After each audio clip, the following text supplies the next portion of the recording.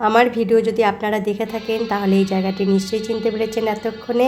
আজকে অনেক মানুষ সমবেত হয়েছে এখানে, আর আপনারা ঠিকই ধরেছেন, এটা শ্রী চৈতন্য মহাপ্রভুর ধামেশ্বর মন্দির। আমি চলে এসেছি আজকে ভোরবেলা মহাপ্রভুর আরতি দর্শন করতে, আপনাদেরকেও দর্শন করাবো। আজকে শুভ মোহিনী একাদশীর দিনে অনেক মানুষ এসেছে, খুব ভোরবেলায় আজকে আরতিটা হচ্ছে।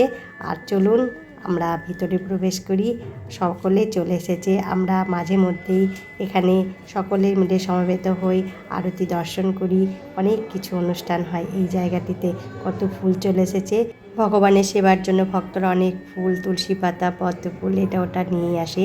যাই হোক বন্ধুরা, আজকের ভিডিওটা খুবই সুন্দর, আপনারা কেউ মিস করবেন না, পুরোটাই দেখার চেষ্টা করবেন।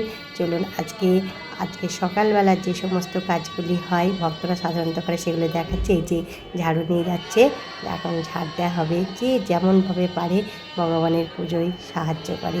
আর এই যে ঘরটা দেখছেন, এই শ্রী চৈতন্য মহাপ্রভু এই ঘর থেকে সন্ন্যাস জন্মগ্রহণ করেছিলেন। এই জায়গাটা আমার আসতে ভীষণ ভালো লাগে।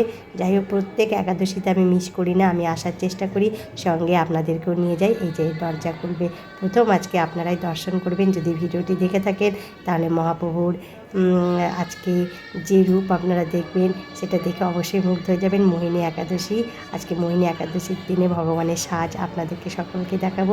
এই যে সবাই এখন সমবেত হয়ে বসে আছে, হরিনাম সংকীর্তন হবে, মহাপ্রভুর আরতি দর্শন করবেন আপনারা। এই যে দরজা খুলছে, মন্দিরের গেট সাধারণত খোলা হয় একটু মানে পুজোর আগে, মানে আরতির আগে গেটটা খোলা হয়। সকলে কিন্তু আমরা চলে এসেছি ভগবানকে দর্শন করার জন্য, তাই আপনারা আর মিস করবেন না। চলুন পুরো ভিডিওটি দেখতে থাকুন। ভগবানের গেট খোলা হয়ে গেছে।